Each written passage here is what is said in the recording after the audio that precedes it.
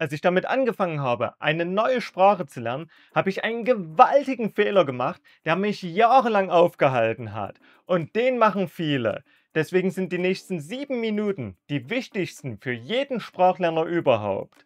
Ich hatte mir nämlich, bevor ich mit Japanisch anfing, nicht angesehen, wie man Sprachen überhaupt lernt. Das ist in etwa so wie ein Bäcker, der versucht, ein Brot zu backen, ohne sich anzusehen, wie der Ofen funktioniert. Das Wissen holte ich mir erst im Linguistikstudium und darüber hinaus. Und heutzutage danken mir regelmäßig Leute, dass sie durch meine Tipps endlich die Sprachfähigkeiten erhalten, die sie immer haben wollten. Wie die meisten Sprachlerner griff ich einfach zu einem Kurs in den typischen Lehrbüchern. Und ja, bei Sprachen, die relativ eng mit deiner Muttersprache verwandt sind, kommst du so vielleicht noch voran, wenn auch vergleichsweise langsam.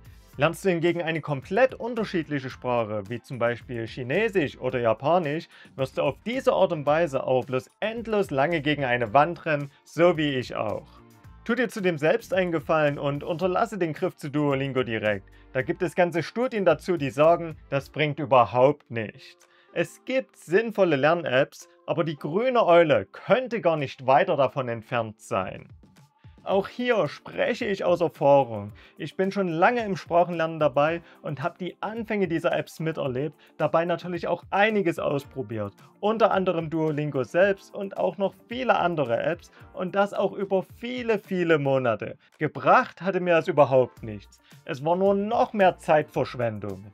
Mein Kernproblem war letztendlich, auf diesem klassischen Weg habe ich sehr viel Zeit mit Übungsaufgaben und Grammatik verbracht. Aber ersteres bringt überhaupt nichts. Das zeigt bloß, was du sowieso bereits weißt. Entsprechend ist das bloß ein Hilfsmittel für Lehrer, die dich einschätzen und bewerten müssen.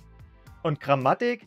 Es klingt immer wichtig, aber wusstest du, dass sich Linguisten uneinig darüber sind, ob es überhaupt beim Lernen einer Sprache hilft? Entsprechend kannst du dir Grammatik natürlich ansehen, aber übertreib es damit nicht. Das, was wirklich hilft, bekomme ich hingegen bloß in sehr kleinen Mengen und es geht den meisten Lernern so, weil im Regelfall musst du danach komplett alleine suchen und wirst auch nicht dazu angeleitet. Was das ist, erklärte der Experte Stephen Krashen bereits in den 80er Jahren und er war nicht einmal der Erste, der es erkannt hat.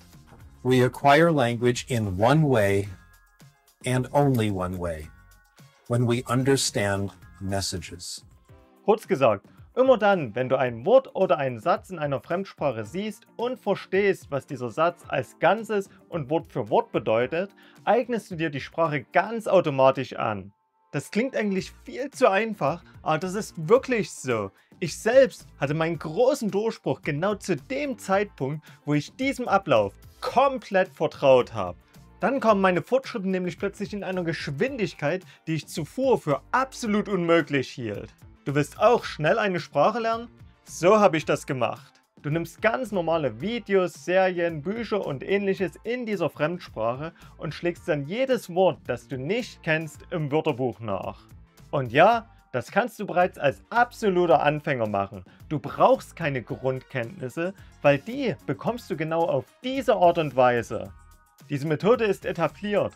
Thomas Jefferson lernte so zum Beispiel in bloß 19 Tagen Spanisch, als er 1764 nach Europa reiste. Er hatte Don Quixote und eine spanische Grammatik. Damit du es ebenfalls so gut umsetzen kannst, machst du einfach Folgendes. Erstens, du musst viel lesen und hören, aber eben auch verstehen. Heutzutage geht das dank dem Internet sehr einfach. Auf YouTube, Netflix und Co. findest du quasi unendlich viele Inhalte in jeder beliebigen Sprache. Zweitens, achte auf die Schwierigkeit. Am besten lernen wir mit Sätzen, indem wir bloß ein einziges Wort nicht kennen. Zudem lernen wir ungestresst besser als gestresst und natürlich musst du auch motiviert sein. Diese 3 Punkte wirst du aber niemals perfekt erfüllen können.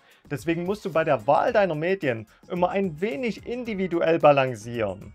Du musst etwas finden, was dich motiviert und an dem du dran bleibst, das gleichzeitig aber leicht über deinem Niveau ist und wo dich das Nachschlagen der unbekannten Wörter nicht zu sehr frustriert.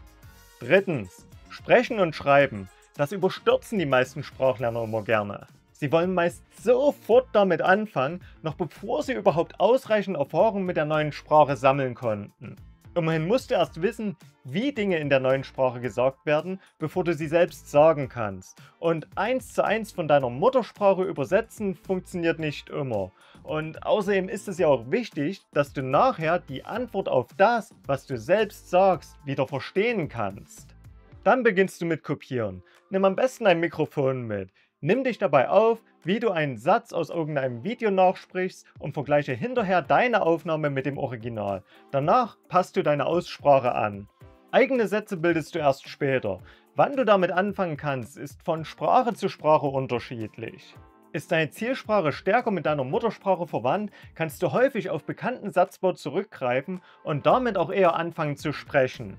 Ist sie weiter entfernt, sollst du hingegen erst später damit anfangen. Mach es nur auf keinen Fall bereits ab Tag 1, wie dir viele KI-Apps heutzutage erklären wollen. Das kann nämlich sogar nachteilig sein. Ich machte das durch Kurse angeleitet nämlich und das Resultat war, dass ich immer auf Deutsch gedacht habe und dann mit Regeln zu Japanisch kommen wollte. Dadurch habe ich dann auch nicht bloß sehr stockend gesprochen, sondern wurde oftmals überhaupt nicht verstanden. Weil sehr oft kam dabei ein Satz raus, den kein Muttersprachler jemals sagen würde.